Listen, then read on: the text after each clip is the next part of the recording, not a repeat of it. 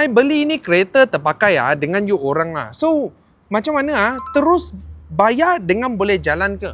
Betul lah. Sebab kita sini jual yang kereta harga cash dengan harga jackpot. Dia macam beli sayur sajalah. Macam beli ayam. You pergi sana bayar.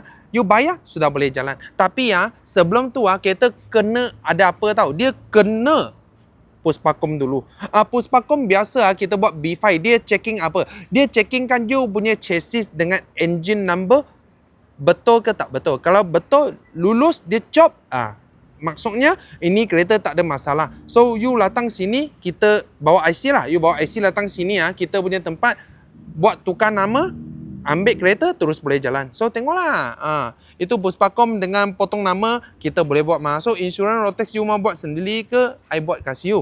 Sebab ini kalau sudah potong nama semua Gerana dengan Rotex dulu kena hard copy kan. Sekarang tak payah punya you naik itu apps dalam ada tunjuk Semua ada tunjuk punya.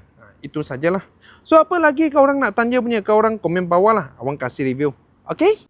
Follow awang dapatkan info dan knowledge kereta.